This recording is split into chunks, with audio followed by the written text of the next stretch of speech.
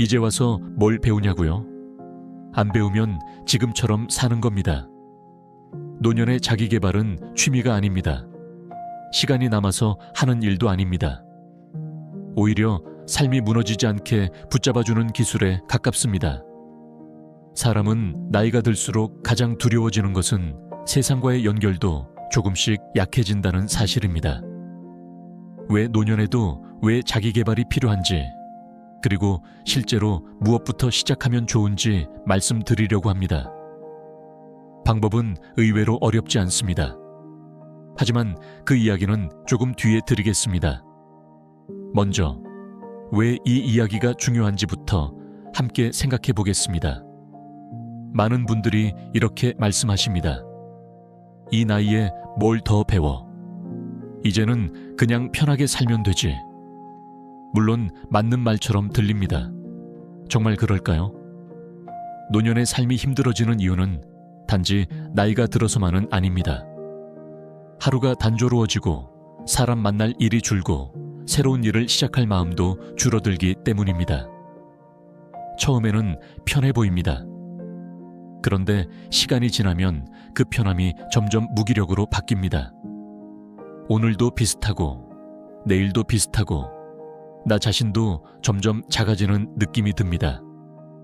그래서 질문을 하나 드리겠습니다. 노년의 삶을 먼저 늙게 만드는 것은 무엇일까요? 몸일까요? 아니면 생각일까요? 예전 방식만 편하고 새로운 것은 괜히 부담스럽고 배우는 일은 귀찮고 변화는 싫어집니다. 그 순간부터 삶은 조금씩 굳습니다. 움직이지 않는 몸보다 움직이지 않는 생각이 사람을 더 빨리 늙게 만듭니다. 그래서 배움이 필요합니다. 배움은 시험을 보기 위한 것이 아닙니다. 남보다 앞서기 위한 것도 아닙니다. 내 생각이 아직 움직일 수 있다는 것을, 내가 내 삶에 아직 참여하고 있다는 것을 확인하는 일입니다. 또 하나 중요한 것이 있습니다. 배움은 자존감을 지켜줍니다. 나이가 들수록 많은 분들이 속으로 이렇게 생각합니다. 나는 이제 예전 같지 않다. 내가 할 수 있는 게 점점 줄어든다. 누군가의 도움이 없으면 안 되겠구나. 이런 생각이 반복되면 사람은 실제 능력보다 마음이 먼저 작아집니다. 그런데 아주 작은 배움 하나가 그 마음을 다시 일으켜 씁니다. 책 한 권을 읽고 새로운 기능 하나를 배우고 수업 한 번을 다녀오고 나면 사람은 이렇게 느끼게 됩니다. 아직 할 수 있네. 아직 늦지 않았네. 나는 아직 끝난 사람이 아니네. 이 감각이 중요합니다.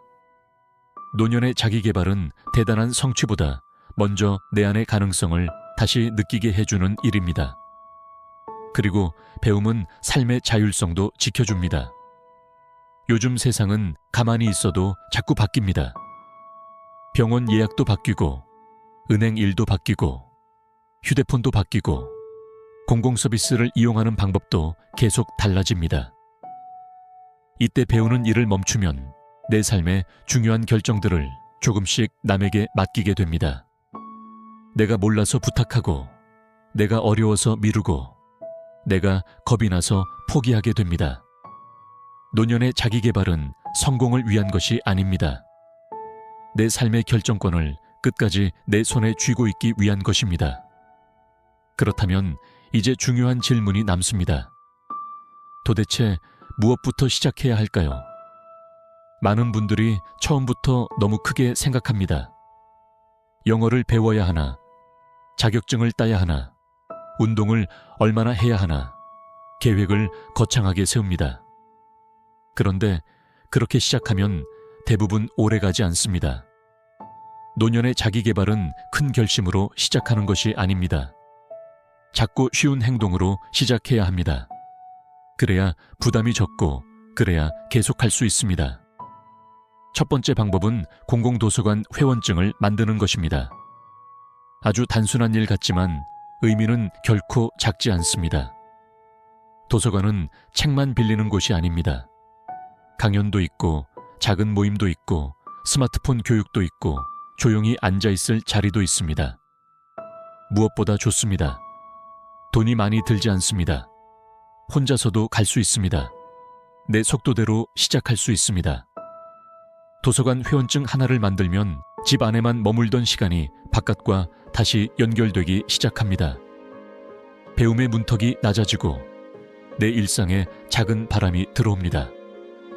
두 번째 방법은 평생학습관이나 복지관에 딱 한 가지 수업만 등록하는 것입니다. 여기서 중요한 것은 많이 하는 것이 아닙니다. 잘하는 것도 아닙니다. 나를 정해진 시간에 집 밖으로 데리고 나가는 일정 하나를 만드는 것입니다. 왜 이것이 중요할까요? 노년의 삶은 시간이 많아서 힘든 것이 아니라 시간의 리듬이 무너져서 힘든 경우가 많기 때문입니다. 일주일에 한 번이라도 배우러 나가는 시간이 생기면 그 한 시간이 하루를 바꾸고, 하루가 한 주를 바꾸고, 한 주가 삶의 분위기를 바꾸기 시작합니다. 세 번째 방법은 배운 것을 짧게라도 기록하는 것입니다. 거창한 일기는 필요 없습니다. 오늘 새로 알게 된 것 한 줄, 오늘 달라진 생각 한 줄, 오늘 해낸 것 한 줄이면 충분합니다. 이 기록이 왜 중요할까요? 사람은 쉽게 잊기 때문입니다. 내가 변하고 있다는 것도, 내가 여전히 배우고 있다는 것도, 내가 아직 살아 움직이고 있다는 것도 기록하지 않으면 금방 잊습니다. 하지만 한 줄씩 적어두면 그것이 쌓여서 내 삶의 증거가 됩니다. 나는 오늘도 가만히 있지 않았다. 나는 오늘도 조금 달라졌다. 그 증거가 사람을 다시 세웁니다. 이제 다시 처음의 이야기로 돌아가 보겠습니다. 왜 노년에도 자기 개발이 필요할까요? 삶이 무너질 수 있기 때문입니다. 생각이 굳을 수 있기 때문입니다. 자존감이 조용히 낮아질 수 있기 때문입니다. 세상과 연결이 끊길 수 있기 때문입니다. 그래서 배워야 합니다. 늦지 않았다는 것을 확인하기 위해서가 아닙니다. 여전히 살아있는 사람으로 살기 위해서입니다.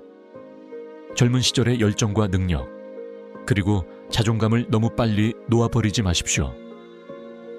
열정은 젊은 사람의 전유물이 아닙니다. 능력도 나이가 들었다고 사라지는 것이 아닙니다. 자존감 역시 누가 주는 것이 아니라 내가 계속 움직일 때 다시 살아나는 것입니다. 배운다는 것은 젊은 시절로 돌아가는 일이 아닙니다. 오히려 잊고 있던 나를 다시 데리고 오는 일입니다. 그러니 거창하게 시작하지 마십시오. 도서관 회원증을 만드세요. 평생 학습관에 등록하세요. 그리고 오늘 배운 것을 한 줄 적어보세요. 그 작은 시작이 노년의 삶을 다시 움직이게 할 수 있습니다. 하루를 다시 열 수 있습니다. 그리고 무엇보다 나 자신을 다시 믿게 만들 수 있습니다. 반복해서 들어보세요. 몸에 남고 삶이 달라집니다. 좋아요와 구독을 누르세요. 매일 새로운 소식을 드립니다.